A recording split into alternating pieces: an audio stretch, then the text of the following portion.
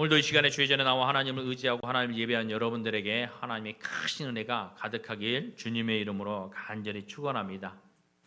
오늘 우리는 요한복음의 마지막을 여러분과 말씀을 나누고 있습니다. 요한복음은 사실 20장이 마지막 장인데 21장은 요한이 추가한 장이라고 말을 하고 있습니다.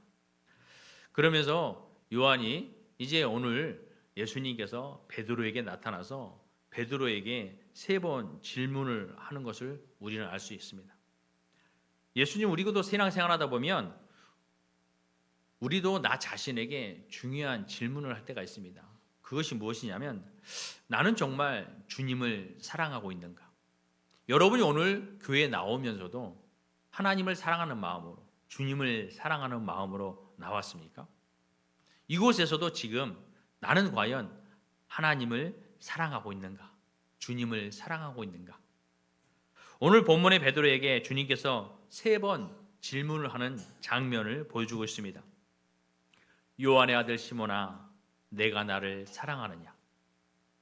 예수님은 부활하신 후에 제자들에게 찾아오셔서 실패한 베드로를 회복시키시고 또 사명을 감당하게 맡기셨습니다. 오늘 말씀은 우리에게도 동일한 질문과 도전을 던져주고 있습니다. 우리가 주님을 사랑한다면 그 사랑은 반드시 우리 신앙의 삶의 열매로 나타나야 한다는 것입니다. 예수님은 늘 우리에게 사랑을 확인하십니다. 부활하신 예수님께서 갈릴리 바닷가에서 제자들과 함께 식사를 마치신 후에 베드로에게 3번을 물으십니다. 요한의 아들 시몬아, 내가 나를 사랑하느냐? 베드로는 예수님을 3번 부인했던 사람입니다. 주님이 잡혀가시고 고난 받으시는 그 순간, 그 장소에서 가장 가까운 자리에서 나는 주님을 알지 못합니다 라고 3번을 부인했던 사람입니다. 그러나 부활하신 예수님께서 갈릴리 바다에 찾아오셔서 베드로에게 하신 첫 질문이 무엇입니까? 보통 같으면 예수님께서 그러실 거예요. 야, 너 왜 그때 나를 부인했느냐? 다른 사람은 다 부인한다고 해도 너는 나 부인하지 않는다고 했지 않느냐? 그런데 너는 왜 내게 부인을 했어? 이렇게 물었을 거예요. 그러나 주님은 그렇게 하지 않으셨습니다. 뭐라고 했습니까? 내가 나를 사랑하느냐라고 물었던 것입니다. 우리는 가정에서는 어떻습니까? 자녀들이 어떤 잘못을 하고 거짓을 들켰을 때 우리가 보통 자녀들에게 하는 것은 너 왜 그랬어? 너 다시 그럴 거야? 안 그럴 거야? 앞으로 절대 그렇게 하지 마. 만약에 그렇게 했다가 큰일 날 거야. 뭐 이렇게 자녀를 교훈하고 때로는 책찍질도 하면서 나무랍니다. 그러나 그러한 말을 들은 자녀들이 변하게 될까요? 진정한 사랑이 여러분 사람을 변하게 합니다. 우리가 자녀들을 그렇게 다그치고 나무라고 매를 때린다고 해서 그 자녀가 변할 수도 있지만 크게 변하지는 않는다는 거예요. 그러나 그런 어떤 채찍보다 사랑으로 그를 용서할 때 그 자녀는 변화될 수 있다는 거예요. 왜 그렇습니까? 오늘 예수님께서 제자 베드로에게 내가 나를 사랑하느냐? 그 물음 안에는 어떤 의미가 담겨 있을까요? 만약에 자녀들이 그런 잘못을 했을 때 여러분이 너 왜 그랬어? 다시 그럴 거야? 안 그럴 거야? 이렇게 다그치지 않고 그가 잘못한 것에 대하여 가르쳐주고 자녀에게 너가 나를 사랑하느냐? 진정으로 물은다면 그 자녀는 어떻게 느낄까요? 그 자녀 입장에서 부모가 너가 나를 진정 사랑하느냐 했을 때 내가 부모를 진정 사랑하고 있는가?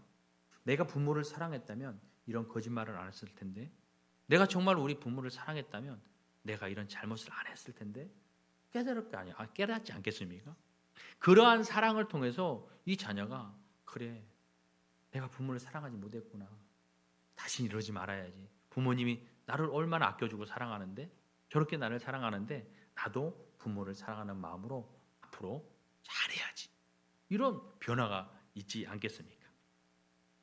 이렇게 3번 부인했던 베드로에게 3번 동일한 질문을 하신 것은 과거의 실패를 치유하고 그를 다시 세워주기 위함이었다는 것입니다. 주님은 베드로의 능력을 묻지 않았어요. 앞으로 실수하지 않겠느냐? 너 지난번에 나한테 나를 부인하지 않겠다고 했는데 앞으로 혹시라도 이런 일이 있으면 절대 실수하지 않을 수 자신 있어? 또 다시 나를 배반하지 않을 수 있어? 이렇게 묻지 않으셨다는 것입니다. 단 하나, 내가 나를 사랑하느냐만 확인했다는 것입니다. 이 질문에는 책망보다 사랑이 포함되었다는 것이죠. 정죄보다는 회복의 은혜가 담겨져 있다는 것입니다. 저와 여러분이 그 사랑의 주님을 만나고 변화되었던 것입니다. 우리도 죄인이었지만 책짓질 당하고 정죄당하지 않았다는 것입니다. 오히려 그리스도의 사랑으로 우리를 용서하시고 우리를 끌어안아 주시는 말미암아 우리가 변화되어서 하나님의 자녀가 되고 또 하나님의 말씀을 온전히 이루는 삶을 살려고 하는 것입니다. 사랑하는 성도 여러분, 신앙의 본질은 사랑인 것입니다. 교회에서 예배드리고 헌금하고 또 성김과 헌신과 봉사하는 이 모든 것도 그 모든 것이 사랑에서 나오지 않으면 오히려 형식에 불과하게 된다는 것입니다. 오늘 주님께서 우리에게 똑같이 묻고 계십니다. 내가 정말 나를 사랑하느냐? 이 질문 앞에 우리는 각자의 신앙의 삶을 돌아볼 수 있어야 합니다. 예배를 드릴 때 주님을 사랑하는 마음이 여러분 있습니까? 오늘 주의전에 나오면서 그 우리를 구원해 주신 하나님의 사랑에 감사하며 여러분 하나님 앞에 예배하는 또 예배를 준비하는 이런 마음이 있습니까? 아니면 예배가 습관화되어서 그냥 주일이니까 그냥 하나님 앞에 예배하러 나오는 이런 습관이 되어버렸습니까? 또 여러분이 가정에서 가정을 돌볼 때 주의 사랑으로 여러분 헌신하며 가정을 돌보십니까? 아니면 의무감으로 가정을 돌보고 있습니까? 주님은 우리의 예배와 봉사와 헌신이 진정한 사랑에서 나오기를 바라고 계시다는 것입니다. 그러므로 여러분들이 신앙생활을 하는 것도 가정의 일과 직장의 모든 일을 하는 것도 그리스도의 사랑을 가지고 할 수 있는 이러한 성도님들이 되시길 바랍니다. 또 사랑은 사명으로 이어집니다.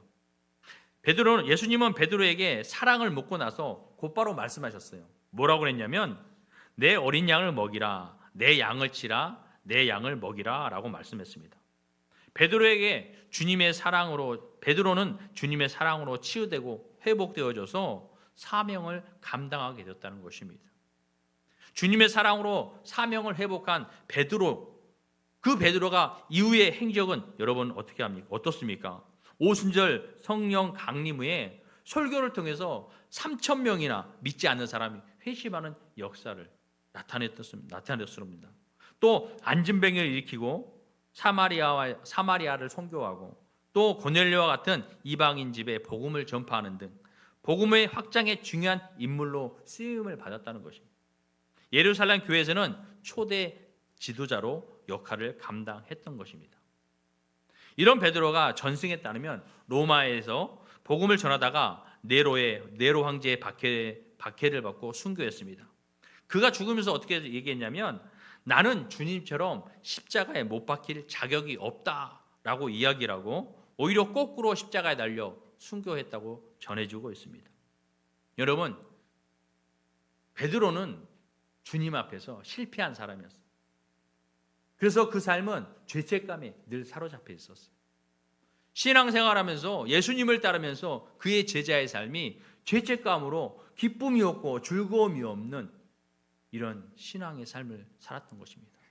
그러나 그런 그가 예수님의 사랑으로 예수님이 저렇게 나를 사랑하는구나 깨닫고 회개하여져서 예수님께서 맡겨신 사명을 감당할 수 있었다는 것입니다. 여기서 많은 사람들이 의구심을 갖습니다. 어떻게 베드로가 예수님을 그렇게 부인하고 나서도 이렇게 교회의 지도자가 될 수 있는가? 라는 의구심을 갖는 분들도 있습니다. 베드로는 주님을 만나 과거의 잘못을 회개하고 주님의 사랑을 확신하며 다시 온전한 믿음의 사랑으로 주님이 주시는 사명을 감당하는 사람이 되었다는 것입니다. 여러분이 잘 알고 있는 바울도 마찬가지입니다. 바울도 자기가 하고 있는 일이 옳은 일인 줄 알았어요. 그러나 주님을 만나고 그것이 얼마나 잘못됐는지를 깨달았습니다. 주님이 그를 어떤 책짓질한 게 아니잖아요. 그를 심판한 게 아니잖아요. 그러나 그 사랑의 주님을 만난 그는 깨닫고 내 자신이 지금 하고 있는 것이 잘못되었다는 것을 알았습니다. 그리고 회개하고 주님의 사명을 감당하기 위해 자신의 온 몸과 목숨까지 바쳐 주의 일을 감당했다는 것입니다. 우리도 마찬가지입니다. 죽을 수밖에 없는 우리가 예수 그리스도로 말미암아 그 사랑을 경험하고 예수님 만나서 사람의 하나님의 자녀로 온전한 믿음의 삶을 살려고 노력하는 가운데 있습니다. 여러분도 다 죄인이었잖아요. 우리는 다 죄인이었잖아요. 그러나 예수 그리스도의 사랑을 경험을 했어요. 교회에 나와서 여러분이 예수 그리스도를 만날 때 무서운 예수 그리스도를 만나셨습니까? 무서운 하나님을 만났습니까? 아니에요.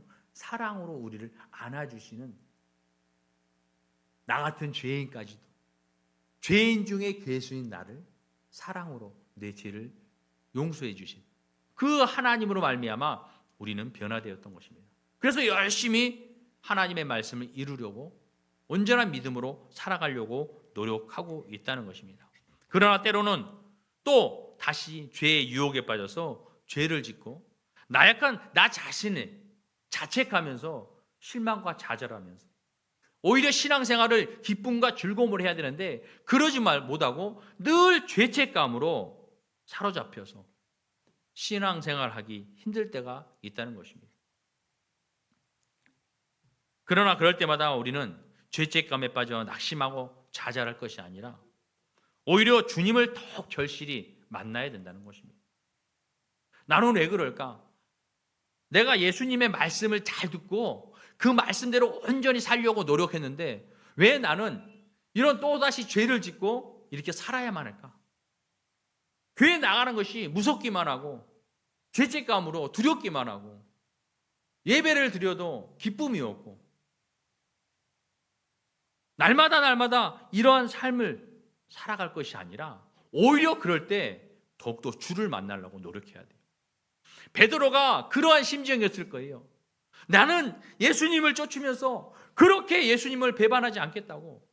남들이 다 예수님을 배반하고 떠나도 나는 절대 예수님을 떠나지 않겠다고 이랬던 내가 예수님을 3번이나 부인해.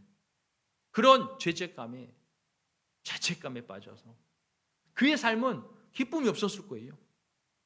다른 사람을 바라보면서도 저 사람 나한테 욕하겠지. 그런 마음으로 여러분 기쁨이 없고 즐거움이 없었습니다. 그러나 예수님에게 예수님을 만나고 어떻게 됐습니까? 예수님을 만나고 예수님의 사랑을 깨달았어요. 이런 나를 예수님께서는 용서하시고 나를 사랑해 주시는구나. 다시 이러한 사명을 맡기시는구나. 그리고 회복되어졌다는 것입니다. 그러므로 우리도 여러분 살아가면서 또 유혹에 빠져 죄를 질 수 있어요. 그러나 하나님의 사랑을 깨달아야 돼요. 예수 그리스도의 사랑을 깨달아야 돼요. 그러면 어떤 자책으로나 죄책감에 신앙생활하는 것이 아니라 오히려 주를 만나야 돼요. 말씀을 더 가까이 하고 말씀을 보고 듣고 깨달아서 회개하고 그러므로 주님께서 내가 주 앞에 회개할 때 나를 온전히 내 죄를 용서해 주시는구나. 그 사랑 내가 보답해야겠다. 그러면서 여러분 주님께서 나를 용서해 주시고 나를 다시 회복해 주신 것에 대하여 감사하고 기쁨으로 여러분 믿음을 회복하고 다시 즐겁게 교회 생활, 신앙 생활, 봉사 생활, 섬김의 생활 이것을 감당해야 된다는 것입니다. 하나님께서는 죄악된 우리가 진심으로 회개하면 사랑으로 용서해 주신다고 약속하고 계십니다. 동이 서에서 먼 것 같이 우리의 죄가를 멀리 하시겠다는 거예요. 또 우리의 죄를 기억하지 않겠다고 말씀하고 계십니다. 그러므로 죄책감으로 신앙생활하는 것이 아니라 사명을 회복하여 더욱 열심히 주의 복음을 전하며 기쁨으로 신앙생활하는 여러분 삶이 되시기 바랍니다. 아무리 힘들고 어려운 상황에서도 주님을 사랑하는 마음으로 모든 일에 기쁨과 즐거움으로 감당할 수 있는 여러분이 되시기 바랍니다. 여러분이 신앙생활 하다 보면 힘들고 어려운 시간들이 많이 있어요. 교회에도 보면 어떤 권사님이 이제 늘 교회에서 청소를 합니다. 큰 교회는 여러분 많은 사람들이 청소를 하잖아요. 그러면 보통 많은 사람들이 모이는데 꼭 사람들이 몇 사람이 빠져요. 예를 들어서 한 10명이 청소를 하게 모이면 한 5명 정도만 나와요. 때로는 한 3명만 나와요. 이렇게 청소를 하다 보면 여러분 어떻습니까? 저 사람은 맨날 매주 안 나와. 왜 우리만 나와서 해야 돼? 이런 불만하는 사람이 있어요. 그러나 어떤 분은요, 기쁨과 즐거움으로 하는 분 있어요. 찬양을 하면서 하는 분들도 있어요. 그런데 늘 불평과 원망만 하던 사람이 그렇게 매주마다 사람들이 안 나와도 기쁨과 즐거움으로 청소하는 권사님이 물었어요. 권사님은 기분 나쁘지도 않아요? 이렇게 많은 사람들이 함께 하자고 해놓고 왜 저 사람들은 바쁜 일 있다고 뭐 있다고 다 빠지고 안 나오냐고. 누구는 바쁘지 않아요? 누군 약속 없어요? 이러면서 기분 나쁘지 않습니까? 라고 이야기해요. 그런데 그 권사님이 하는 말이 무엇입니까? 주님을 사랑하는 마음으로 청소하기 때문에 기쁘고 즐겁다는 거예요. 여러분, 그 속에서 사랑이 빠졌다는 거예요. 원망하고 불평하는 사람은요, 내가 주의 성전에 나와서 주의 전을 청소하는 것이 내가 정말로 사랑하는 하나님, 사랑하는 주님, 그분을 위해서 청소하는 거예요. 그러니까 사랑이 있는 그에게는 이게 기쁨입니다. 행복이에요. 그러나 사랑이 빠져버린 성도는 이것이 고통이게 되는 거죠. 여러분 생각해 보세요.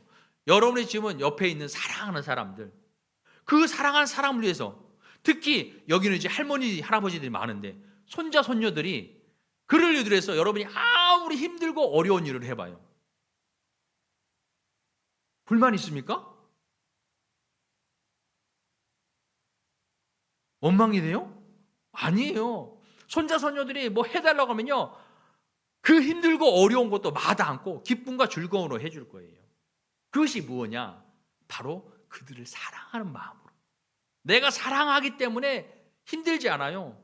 내 모든 것을 다 주어도 아깝지가 않아요. 왜? 사랑이 있기 때문에. 그러나 만약에 여러분이 손자, 손녀에게도 사랑이 식어버리면, 사랑이 빠져버리면 아이들이 뭐 해달라고 그래도 귀찮고 해주지 않게 되는 거죠. 이것이 바로 우리 속에 내가 정말로 하나님을, 주님을 사랑하는 마음이 있느냐 없느냐, 이것으로 우리는 내가 정말로 신앙생활할 때 기쁨이 있고 즐거움이 있는가, 아니면 내가 하는 모든 것이 불만이 있고 원망이 섞이지 않았는가, 다시 한번 돌아보시면서 여러분의 삶에 그리스도의 사랑을 다시 세울 수 있는 이러한 삶이 될 수 있기 바랍니다. 우리의 삶에도 주님을 사랑하는 마음으로 맡겨진 모든 것에 기쁨과 즐거움으로 감당할 수 있기를 바랍니다. 하나님께서는 우리에게 맡기신 양들이 있습니다. 부모에게는 자녀들이 양입니다. 또 교회에서는 연약한 성도가 맡겨진 양인 것입니다. 직장과 이웃 가운데 믿지 않는 많은 사람들이 우리에게 맡겨진 양인 것입니다. 그러므로 교회에서 섬김과 봉사, 또 가정에서의 헌신, 그리고 직장에서의 정직과 성실, 이 모든 것은 결국 주님을 사랑하기 때문에 기쁘고 즐겁게 감당해야 되는 것입니다. 주님을 따르는 길은 희생에 있어야 합니다. 희생하는 길이에요. 주님을 따르는 것이 늘 기쁨이 있고 즐거운 것만 있는 것이 아니라 희생이 따른다는 것입니다. 예수님도 베드로에게 이야기를 했어요. 내가 늙어서는 내 팔을 벌리리니 남이 내게 띠띠우고 원하지 아니하는 곳으로 데려가리라 라고 18절에 말씀하고 있습니다. 이 말씀 무엇이냐면 베드로가 어떻게 순교할 것인가를 예고하고 계시는 것입니다. 주님을 따르는 길에는 여러분 평탄만 있는 것이 아니에요. 평안만 있는 것이 아니라 때로는 손해보기도 하고 오해를 사기도 하고 불편하기도 하고 심지어 생명의 위험을 느낄 때도 있다는 것입니다. 우리 인생도 그렇습니다. 원하는 길로만 가지 않습니다. 내가 기도한다고 하나님께 간절히 구한다고 해서 그것이 내가 원하는 길로만 가지 않는다는 것이죠. 원치 않는 길로 갈 수가 있고 고난의 길을 걸을 때도 있다는 것입니다. 그러나 내가 가는 이 고난의 길, 원치 않는 길, 이것도 주님께서 계획하시고 인도하시는 길이심을 여러분 인정하시기 바랍니다. 사랑하는 성도 여러분, 주님을 따르는 것은 희생 없는 편안한 길이 아닌 것입니다. 하지만 그 희생은 절대 헛되지 않음을 기억하십시오. 주님께서는 그것을 기억하시고 반드시 영광으로 보상해 주실 것입니다. 또한 주님을 따르기 위해서는 비교하지 않는, 우리가 신앙생활하면서 누구와 비교하면서 신앙생활하지 말아야 된다는 것입니다. 비교하지 말고 주님을 따라야 된다는 거예요. 베드로는 예수님께서 베드로가 어떻게 순교할 건지에 대해서 말씀했어요. 그러자 뒤따라오던 요한을 딱 돌아보면서 예수님께 말하는 것입니다. 예수님, 이 사람은 어떻게 되겠습니까? 저는 이렇게 죽을 것이라고 예수님께서 말씀하고 있는데 그러면 이 사람은 어떻게 했습니까? 라고 물었습니다. 그래서 예수님은 베드로에게 단호하게 이야기합니다. 내가 올 때까지 그를 머물게 하고자 할지라도 내게 무슨 상관이냐? 너는 나를 따르라 라고 22절에 말씀하고 있는 것이죠. 여기서 중요한 교훈이 무엇입니까? 예수님께서 하고자 하는 말은 뭐냐면 비교하지 말고 주님만 따라야 한다는 것입니다. 신앙생활에서 가장 위험한 것 중 하나가 바로 비교하는 것입니다. 저 사람은 똑같이 신앙생활하면서 인정받는데 왜 나는 인정받지 못할까? 저 사람은 저렇게 달란트가 많은데 나는 왜 달란트가 없을까? 저 사람의 가정은 모든 것이 평안하고 잘 되는데 왜 내 가정은 이렇게 힘들고 어려울까? 남들과 비교하면요, 여러분 신앙생활을 못한다는 거예요. 예수님을 따를 수 없다는 거예요. 내가 기쁨과 즐거움으로 주의 말씀을 따르고 그 주의 말씀을 온전히 실천하는 삶을 살아야 되는데 그것이 아니라 남들과 비교하다 보니까 내 삶이 초라하고 절망과 낙심, 이것으로 말미암아 기쁨과 즐거움으로 신앙생활할 수 없게 된다는 것입니다. 주님은 우리에게 말씀하십니다. 남은 신경 쓰지 말고 너는 나를 따르라고 이야기합니다. 베드로에게 그렇게 한 말이에요. 아니, 내가 올 때까지 요한을 살아있게 할지라도 너는 그게 뭔 상관이냐? 너랑은 아무 상관이 없어. 그냥 너는 나만 보고 나를 따르면 돼. 이렇게 이야기하고 있는 거예요. 여러분 똑같이 신앙생활 하면서 저 사람은 잘 되는데 나는 왜 그럴까? 여러분 그렇게 주변을 돌아보고 비교하지 마세요. 저쪽의 가정의 자녀들은 저렇게 잘 되는데 왜 우리 자녀들은 안 될까? 여러분 비교하지 마세요. 비교하면요 은혜가 없어요. 기쁨이 없어요. 행복이 없어요. 남과 비교하는 것이 아니라 지금 내 삶에 나와 함께 하신 하나님, 내 삶을 이끄신 예수 그리스도를 따르는, 기쁨으로 따르는 삶을 살아야 돼요. 내 현실에 지금 만족하는 삶을 살아야 돼요. 남의 것을 바라보고 내 현실을 비관하는 것이 아니라 나를 이끄시는 하나님, 나와 함께 하신 하나님, 지금 내 삶이 어떤 환경이 있다 할지라도 나와 함께 하시고 나를 사랑하는 하나님, 그 주님 때문에 내가 기쁘고 즐겁게 행복하게 살아갈 수 있어야 된다는 것입니다. 사랑하는 성도 여러분, 오늘 말씀은 우리에게 세 가지를 결단하게 합니다. 첫 번째로는 사랑을 회복하라는 것입니다. 사역이나 봉사의 열심보다 중요한 것은 주님의 사랑을 회복하는 것이라는 것이죠. 주님, 제가 주님을 사랑합니다. 이 고백이 회복되어지는 은혜가 있기를 바랍니다. 두 번째로 주님의 인도하심을 신뢰하시기 바랍니다. 지금 내가 원치 않는 길을 가고 있고 내 삶이 지금 힘들고 어려운 상황에 있다 할지라도 여러분, 주님께서 나를 위해 준비하신 기름을 믿고 따라갈 수 있기 바랍니다. 그렇게 믿고 따라오면 여러분들이 나중에 뒤를 돌아볼 때 그때 주님께서 이렇게 하기 위하여 내 삶을 이렇게 이끄셨구나, 그런 은혜를 깨닫게 될 것입니다. 그러므로 주님께서 나를 준비하신 기름을 믿고 걸어갈 수 있기를 바랍니다. 세 번째로 비교하지 말고 주님만을 따르시길 바랍니다. 다른 사람과 비교하지 말고 내게 맡겨진 길을 묵묵히 걸어갈 수 있는 여러분의 삶이 되시기 바랍니다. 주님은 지금 우리에게 다시 한번 묻습니다. 내가 나를 사랑하느냐? 여러분에게 지금 예수님이 묻고 있는 거예요. 너는 나를 사랑하느냐? 그 마음에는요, 내가 너를 얼마나 사랑하는지 아느냐? 그러면 우리는요, 그 예수님의 모든 사랑이 기억나야 돼요. 나를 사랑하시고 내가 지금까지 이렇게 살아왔는데도, 이렇게 잘못을 했는데도, 이렇게 죄인의 모습으로 살았는데도 나를 사랑해 주시고 이끌어 주시고 함께 하시고, 그 예수님의 사랑을 기억하면서 여러분 고백을 할 수 있어야 된다는 것입니다. 주님을 사랑한다면 그 사랑을 행동으로 증명하는 성도님들이 다 되시길 주님의 이름으로 간절히 축원합니다. 기도하겠습니다.